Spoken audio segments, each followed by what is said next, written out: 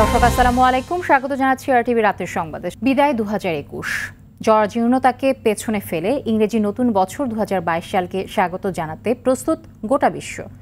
সব প্রতিবন্ধকতাকে ভেঙে আগামী সুন্দর ও সুস্থ পৃথিবীর আশা দেশবাসীর, যেখানে থাকবে না কোনো স্থবিরতা। বিদায় বেলায় দরজায় কড়া নাড়া নতুন আতঙ্ক ওমিক্রন থেকে মুক্তি মেলার পাশাপাশি নতুন সূর্য সবার জীবনে আলোকিত করবে, এমনটাই প্রত্যাশা সব শ্রেণী পেশার মানুষের। আলাউদ্দিন আলীর ক্যামেরায় আরও জানাচ্ছেন রায়হান শোভন।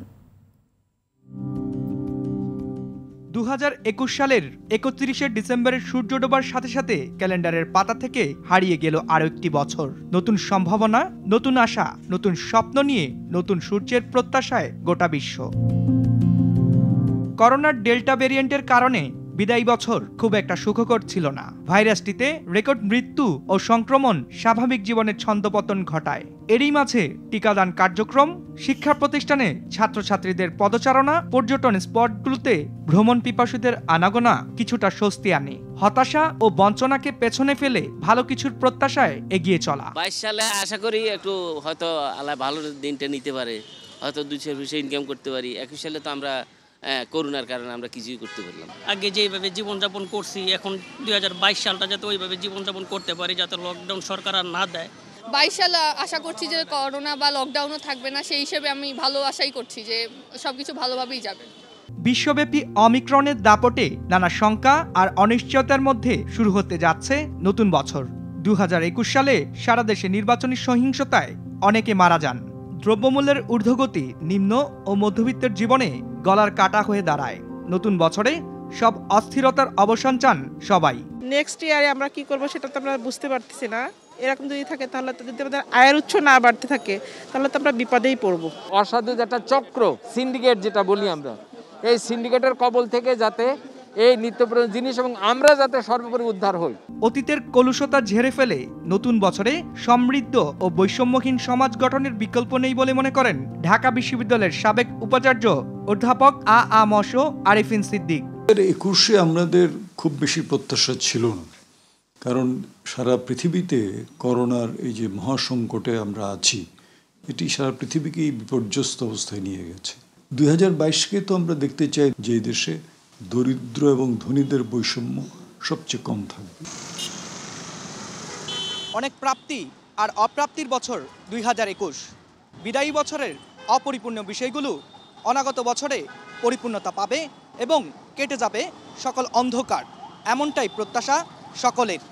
রায়হান শোভন, আরটিভি, ঢাকা।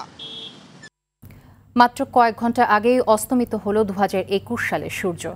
এরই মধ্য দিয়ে শেষ হতে চলেছে আরেকটি বছর। আসছে নতুন বছর 2022 সাল। এ বছরটিকে বরণ করে নিতে নানা প্রস্তুতি নিচ্ছে মানুষ। দেশের বিভিন্ন পর্যটন কেন্দ্রে এরই মধ্যে মানুষ ভিড় করেছে। লাখো পর্যটকে মুখরিত হয়ে উঠেছে কক্সবাজার সহ অন্যান্য পর্যটন কেন্দ্রগুলো। এদিকে 31st নাইট উন্মুক্ত স্থানে করা যাবে না বলে নির্দেশনা দিয়েছে ডিএমপি। রাজধানীতে কোনো বার খোলা রাখা যাবে না বলেও জানানো হয়। বিস্তারিত থাকছে জুবাইর সানির রিপোর্টে। 2021 পেছনে ফেলে নতুন বছর বরণ করে নেবে বিশ্ববাসী, তাই প্রস্তুতিরও কমতি নেই। নতুন বছরের সাজসজ্জার জন্য অনেকেই কিনছেন বাহারি রঙের ফুল। তবে 31-এ ঢাকায় কোনো অনুষ্ঠান করতে নিরুৎসাহিত করেছে আইন শৃঙ্খলা রক্ষাকারী বাহিনী। পটকাবাজি, আতশবাজি ও বেপরোয়া গাড়ি মোটরসাইকেল চালাতে নিষেধ করা হয়েছে।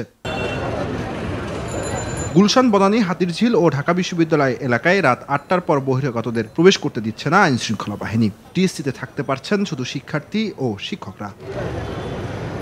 31st উদযাপনকে সামনে রেখে কক্সবাজার সমুদ্র সৈকতের বিভিন্ন পয়েন্টে ভিড় করতে শুরু করেছে পর্যটকরা। হোটেল মোটেল মালিকরা জানান, আবাসিক হোটেলের এরই মধ্যে বুকিং সম্পন্ন হয়েছে। কক্সবাজারে আসছি আমরা অনেক দূর থেকে, আল্লাহর রহমতে অনেক ভালো লাগছে। মানে এখানে যারা জেলা প্রশাসক আছে ওনারা জানি এই জিনিসটা সব সময়ের জন্য একরকম রাখেন। এদিকে পর্যটন কেন্দ্র কুয়াকাটায় দেশের বিভিন্ন স্থান থেকে হাজারো দর্শনার্থী এসেছে 31st উদযাপন করতে। অন্যান্য স্থানেও পর্যটকে মুখরিত হয়ে উঠেছে। 2021 সালের সূর্য অস্তটা দেখতে আসছি, আর হচ্ছে 2022 সালের সূর্য উদয়টা দেখতে আসছি। দেশ বিদেশ থেকে অনেক লোক আসে, আমাদের আসলে অনেক ভালো লাগে এগুলো। কুয়াকাটার প্রাতঃ সন্ধ্যা অসাধারণ, কুয়াকাটার সমুদ্র ওঠা নামানো, তারপরে পানি অসাধারণ। যে কোনো অপ্রীতিকর ঘটনা রোধে ও পর্যটকদের নিরাপত্তায় অতিরিক্ত পুলিশ মোতায়েন করা হয়েছে পর্যটন কেন্দ্রগুলোতে। জুবায়ের সানি, RTV, ঢাকা। দর্শক, এই মুহূর্তে ঢাকা বিশ্ববিদ্যালয়ের টিএসসি প্রাঙ্গণে আছেন সহকর্মী AR বাদল, মহাখালীতে আছেন সেলিম মালিক, কক্সবাজার সমুদ্র সৈকত থেকে যুক্ত হবেন আরও আমাদের সহকর্মী সাইফুর রহিম শাহিন। আমরা সরাসরি তাদের কাছে চলে যাব। প্রথমেই যাচ্ছি আমি AR বাদলের কাছে। বাদল, আর 1 ঘন্টা পর আমরা আরও একটি নতুন বছর অর্থাৎ 2022 সালে পা দিতে যাচ্ছি। তো আপনি তো আছেন টিএসসিতে ইংরেজি নববর্ষ উদযাপনের আয়োজন এবং আইন শৃঙ্খলা বাহিনীর তৎপরতা কেমন দেখছেন, জানাবেন।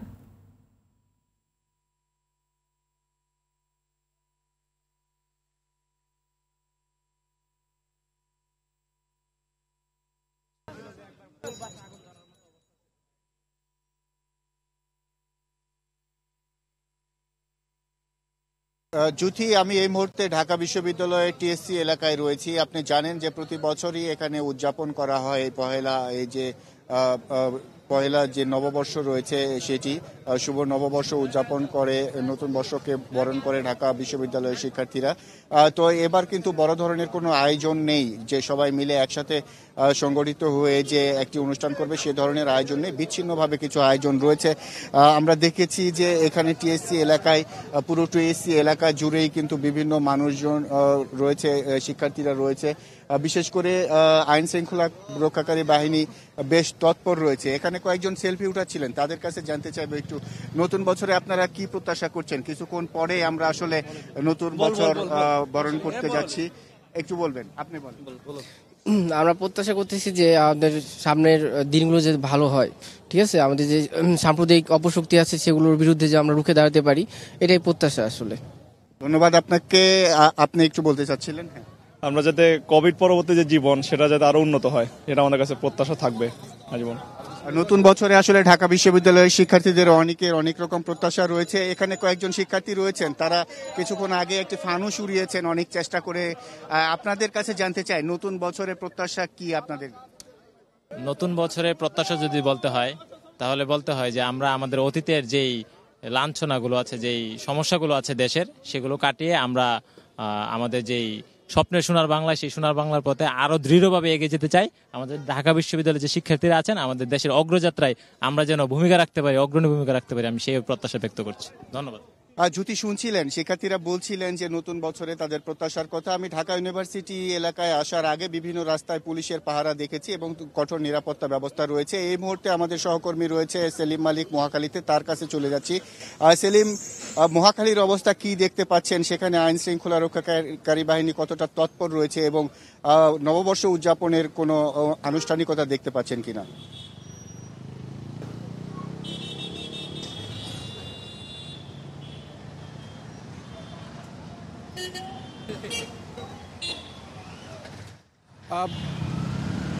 আসলে সরকারি নির্দেশনার আসলে এই ইংরেজি নববর্ষ যেটি পালন হচ্ছে সেটি রাস্তায় পালন তেমন একটা সাধারণ মানুষকে পালন করতে না দেখলেও অনেক মানুষ কিন্তু নিজেদের ঘরে বসে কিন্তু এই খ্রিস্টীয় নববর্ষ কিন্তু পালন করছে। অনেককে ফুল নিয়ে আমরা বাসায় ফিরতে দেখেছি। বিশেষ করে 8টার পর থেকে আমি এই মুহূর্তে রয়েছি রাজধানীর মহাখালীর ওয়্যারলেস গেটে, যেটি গুলশানের প্রবেশমুখ। আমরা এখানে দেখেছি যে 8টার পর থেকে কিন্তু এখানকার দোকানপাট বন্ধ করে দেওয়া হয় এবং এরপর থেকেই আসলে সাধারণ মানুষের জনসমাগম কমতে থাকে। এখন বলা যাচ্ছে যে আসলে সাধারণ মানুষ রাস্তা আসলে তেমন নেই বলে চলে। অনেকটা এলাকা ঘুটঘুটে অন্ধকার আসলে বিরাজ করছে, রাস্তায় শুধুমাত্র আলো জ্বলছে। এছাড়া আইন শৃঙ্খলা রক্ষাকারী বাহিনীর যে তৎপরতা সেটি বেশ চোখে পড়ার মতো এইসব এলাকা আমরা দেখেছি। বিশেষ করে পুলিশের পাশাপাশি র্যাব সদস্যরা রয়েছেন এবং ভিআইপি এলাকার প্রবেশ মুখে কিন্তু তল্লাশির যে চৌকি সেটি কিন্তু আমরা দেখতে পেয়েছি। এছাড়া আপনি দেখতে পাচ্ছেন যে বিভিন্ন কর্পোরেট প্রতিষ্ঠান এবং তাদের কর্পোরেট প্রতিষ্ঠানগুলো কিন্তু তাদের মতো করে আসলে নববর্ষকে বরণ করছে। বিশেষ আপনারা দেখতে পাচ্ছেন যে একটি বিল্ডিংয়ে আসলে নানা ধরনের লাইটিংয়ের ব্যবস্থা করা হয়েছে।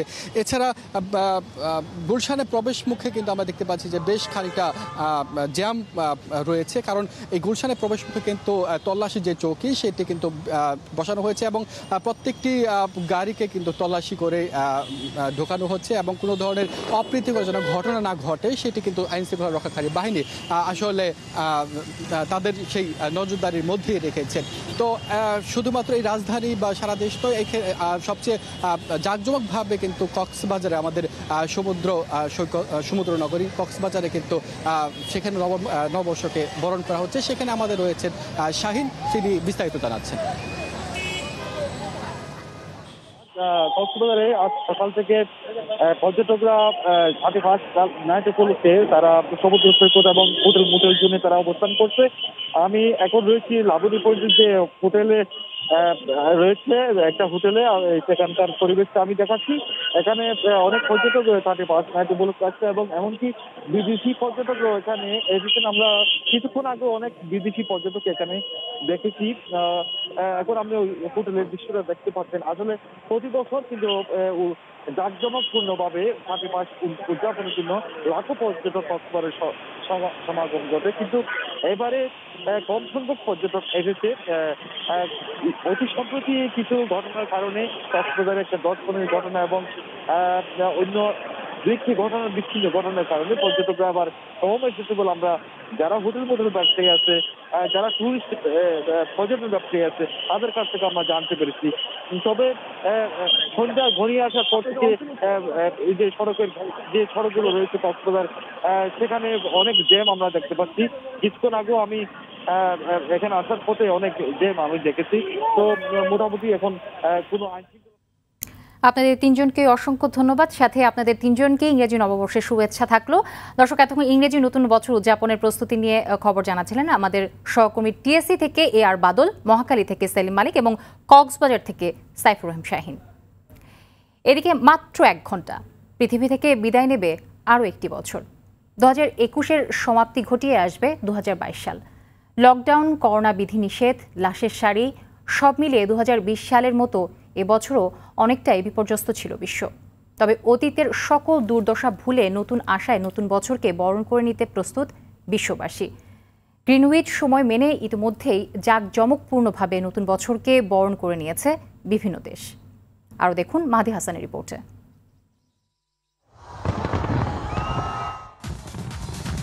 মহামারী সংকট কাটিয়ে নতুন স্পৃহায় নতুন বছরকে বরণ করতে উদযাপন শুরু হয়ে গেছে অস্ট্রেলিয়া, নিউজিল্যান্ডে।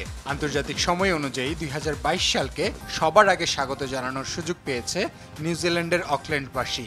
আতশবাজি আর আলোকছটায় রাতের আকাশকে সাজিয়ে নতুন বছরকে স্বাগত জানিয়েছে সেখানকার মানুষ।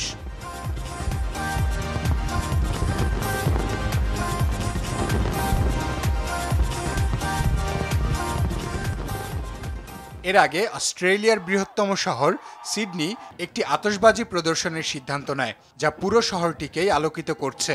আগেই বলা হয়েছিল এই রাতে সিডনির আকাশে 6 টনের বেশি আতশবাজি ফোটানো হবে।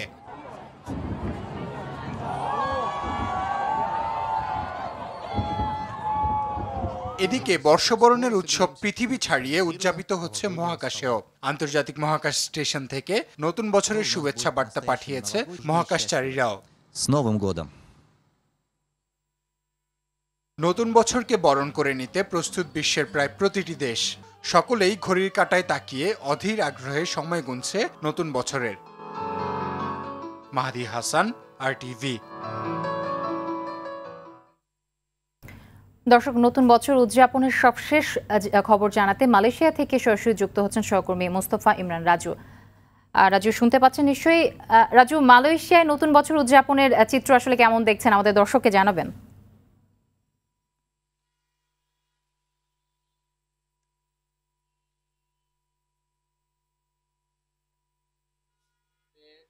নতুন বছর উদযাপন করে থাকে, এবারে চিত্র একেবারেই ভিন্ন।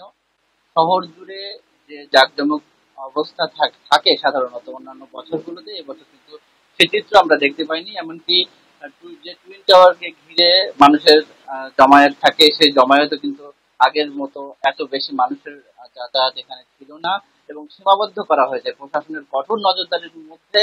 কিন্তু এবারের নতুন বছর উদযাপন হয়েছে এবং যে আতশবাজির ফোয়ারা আমরা বরাবর দেখতে পাই, সেই ফোয়ারা কিন্তু এবার ছিল না। আপনারা জানেন যে মালয়েশিয়ায় কিন্তু স্মরণকালের সবচেয়ে ভয়াবহ বন্যার মুখোমুখি এবং সেই বন্যার কবল থেকে কিন্তু এখনো কাটিয়ে উঠতে পারেনি।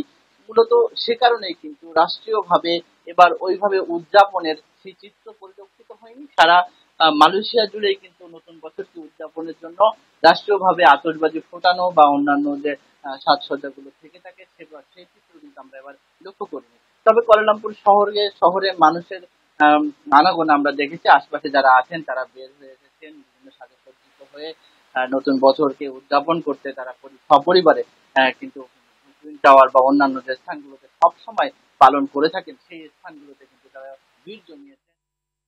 রাজু, আপনাকে অসংখ্য ধন্যবাদ। দর্শক, মালয়েশিয়া থেকে যুক্ত হয়েছিলেন সহকর্মী মুস্তফা ইমরান রাজু। সবাইকে ইংরেজি নতুন বছরের শুভেচ্ছা জানিয়েছেন রাষ্ট্রপতি মোহাম্মদ আব্দুল হামিদ ও প্রধানমন্ত্রী শেখ হাসিনা। বঙ্গবন্ধুর স্বপ্নের সোনার বাংলাদেশ গড়তে দেশবাসীকে নিরলস প্রচেষ্টার আহ্বান জানিয়েছেন রাষ্ট্রপতি। নতুন বছরে সবার জীবনে অনাবিল সুখ, শান্তি ও সমৃদ্ধ কামনা করেছেন প্রধানমন্ত্রী। শুক্রবার খ্রিস্টীয় নতুন বছর 2022 উপলক্ষে দেয়া এক বাণীতে এ শুভেচ্ছা জানান তারা।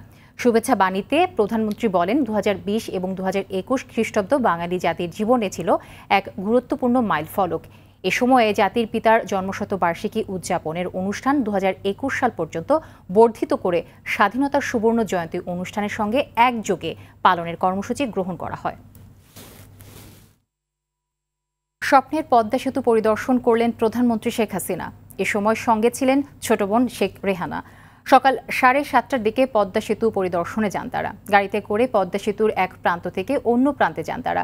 পরে গাড়ি থেকে নেমে সেতুর উপরে বেশ কিছু সময় হাঁটেন দুবোন। সেখানে তারা 1.5 ঘন্টার মতো অবস্থান করেন। পরে আবার সেতু পার হয়ে ফিরে আসেন সড়কপথে। এর আগে গেল 24 জানুয়ারি গোপালগঞ্জের টুঙ্গিপাড়া থেকে ঢাকায় ফেরার পথে স্বপ্নের পদ্মা সেতু অগ্রগতি দেখেছিলেন প্রধানমন্ত্রী। হেলিকপ্টার থেকেই বঙ্গবন্ধু কন্যা শেখ হাসিনা বেশ কিছু ভিডিও মোবাইল ফোনের ক্যামেরায় ধারণ করেন। দেশের 23তম প্রধান বিচারপতি হিসেবে শপথ নিলেন হাসান ফয়েজ সিদ্দিকী। বিকেলে বঙ্গভবনে রাষ্ট্রপতি মোহাম্মদ আব্দুল হামিদ তাকে শপথ বাক্য পাঠ করান। অনুষ্ঠানে প্রধানমন্ত্রী শেখ হাসিনা উপস্থিত ছিলেন। শরীদ খান জানাচ্ছেন বিস্তারিত। প্রধান বিচারপতির শপথ অনুষ্ঠান মহামারীর কারণে বঙ্গভবনের দরবার হলে সীমিত পরিসরে আয়োজন। অনুষ্ঠানে উপস্থিত ছিলেন প্রধানমন্ত্রী শেখ হাসিনা। শুক্রবার বিকেল 4টায় আপিল বিভাগের বিচারক হাসান ফয়েজ সিদ্দিকীকে প্রধান বিচারপতির শপথ বাক্য পাঠ করান রাষ্ট্রপতি মোহাম্মদ আব্দুল হামিদ। আমি হাসান ফয়েজ সিদ্দিকী বাংলাদেশের প্রধান বিচারপতি নিযুক্ত হইয়া দেশের 23তম প্রধান বিচারপতি হিসেবে সংবিধান ও আইনের রক্ষণ, সমর্থন ও নিরাপত্তা বিধানের শপথ নিলেন হাসান ফয়েজ সিদ্দিকী। সশ্রদ্ধ চিত্তে শপথ করিতেছি যে আমি আইন অনুযায়ী ও বিশ্বস্ততার সহিত আমার পদের কর্তব্য পালন করিব। পরে নিয়ম অনুযায়ী শপথনামায় সই করেন নতুন প্রধান বিচারপতি। হাসান ফয়েজ সিদ্দিকী 1956 সালের 26 সেপ্টেম্বর কুষ্টিয়ায় জন্মগ্রহণ করেন। তিনি 1981 সালে ঢাকা জজ কোর্টে আইন পেশায় যোগ দেন। 1983 সালে হাইকোর্ট এবং 1999 সালে আপিল বিভাগে আইনজীবী হিসেবে অন্তর্ভুক্ত হন। 2009 সালে হাইকোর্ট বিভাগের স্থায়ী বিচারক হিসেবে নিয়োগ পান হাসান ফয়েজ সিদ্দিকী। আপিল বিভাগের বিচারক হন 2013 সালে। সংবিধানের 96-এর 1 অনুচ্ছেদ অনুযায়ী 2023 সালের 25 সেপ্টেম্বর পর্যন্ত দায়িত্বে থাকবেন নতুন প্রধান বিচারপতি। শরীয়ত খান, RTV, ঢাকা। নারায়ণগঞ্জে উৎসব মুখর পরিবেশে চলছে নাসিক নির্বাচনের প্রচার। আওয়ামী লীগের মেয়র প্রার্থী সেলিনা হায়াত আইভি জামতলার বিভিন্ন সড়কে মানুষের সঙ্গে কুশল বিনিময় করেন। সিটি কর্পোরেশনে উন্নয়নের ধারা বজায় রাখতে ভোট প্রার্থনা করেন তিনি। এদিকে সকাল থেকে ভোটারদের দাঁড়ে দাঁড়ে ঘুরে ভোট প্রার্থনা করেছেন স্বতন্ত্র প্রার্থী বিএনপি নেতা তৈমুর আলম খন্দকার। বিএনপির নেতাকর্মীরা গণসংযোগ করছেন তার সাথে। নারায়ণগঞ্জকে বদলে দেওয়ার প্রতিশ্রুতি দেন তৈমুর। কিডনি ও লিভার পাচার চক্রের মূল হোতাসহ 3 সদস্যকে গ্রেফতার করেছে র্যাব। বৃহস্পতিবার রাতে চট্টগ্রামের খুলশী থানার ইন্ডিয়ান ভিসা সেন্টারের পাশ থেকে গ্রেফতার করেছে র্যাব। চক্রটি এখন পর্যন্ত 30 থেকে 40 জন লোককে প্রলুব্ধ করে অবৈধভাবে কিডনি ও লিভার বিক্রির জন্য ভারতে পাচার করেছে বলে দাবি র্যাবের। অধিনায়ক লেফটেন্যান্ট কর্নেল MA ইউসুফ জানান, গ্রেফতারকৃতরা আন্তর্জাতিক কিডনি ও লিভার পাচারকারী দলের সদস্য। খালেদা জিয়াকে মুক্ত করতে রাজপথেই ফয়সালা হবে বলে জানিয়েছেন বিএনপি মহাসচিব মির্জা ফখরুল ইসলাম আলমগীর। এজন্য শিগগিরই দুর্বার আন্দোলনের ঘোষণা দেন তিনি। সকালে ঢাকা রিপোর্টার্স ইউনিটিতে আয়োজিত এক সভায় এ ঘোষণা দেন মির্জা ফখরুল। বলেন, সরকারের পালানোর পথ বন্ধ হয়ে গেছে, তাই দ্রুত জনগণের ক্ষমতা জনগণকে ফিরিয়ে দেওয়ার আহ্বান জানান তিনি। অনুষ্ঠানে বিএনপির নেতা গয়েশ্বর চন্দ্র রায় বলেন, বিএনপি হতাহতের রাজনীতি চায় না, লুটপাটের রাজনীতি বন্ধ করে দেশে গণতান্ত্রিক পরিবেশ ফিরিয়ে দিতে সরকারের প্রতি আহ্বান জানান তিনি। কোনো ওয়ার্ম আপে কাজ হবে না মন্তব্য করে আওয়ামী লীগ সাধারণ সম্পাদক ওবায়দুল কাদের বলেছেন, বিএনপির নেতিবাচক এবং হটকারী রাজনীতির কারণে জনগণ তাদের প্রত্যাখ্যান করেছে। বলেন, নির্বাচনে জনগণ থেকে প্রত্যাখ্যান আর আন্দোলনে চরম ব্যর্থতাই বিএনপির একমাত্র প্রাপ্তি। সকালে সরকারি বাসভবনে ব্রিফিংয়ে একথা বলেন তিনি। গণতান্ত্রিক পদ্ধতিতে নির্বাচন ছাড়া সরকার পরিবর্তনের কোনো বিকল্প নেই বলেও জানান ওবায়দুল কাদের। আইসিসি টেস্ট চ্যাম্পিয়নশিপের 2 ম্যাচ টেস্ট সিরিজে কাল নিউজিল্যান্ডের বিপক্ষে মাঠে নামবে বাংলাদেশ। মাউন্ট মঙ্গানুইয়ের বে ওভালে খেলা শুরু হবে বাংলাদেশ সময় ভোর 4টায়। জয় দিয়ে নতুন বছরের যাত্রা শুরু করতে চান টাইগার অধিনায়ক মুমিনুল হক। কেমন একাদশ নিয়ে মাঠে নামবে তার ইঙ্গিত দিলেন হেড কোচ রাসেল ডোমিঙ্গো। বিস্তারিত শাইখুল ইসলাম উজ্জ্বলের রিপোর্টে থাকছে। টেস্ট ক্রিকেটে বাংলাদেশ দলের পুরো বছরই কেটেছে ব্যর্থতায়। নতুন বছরে নতুন করে সবকিছু শুরু করতে চায় টাইগাররা।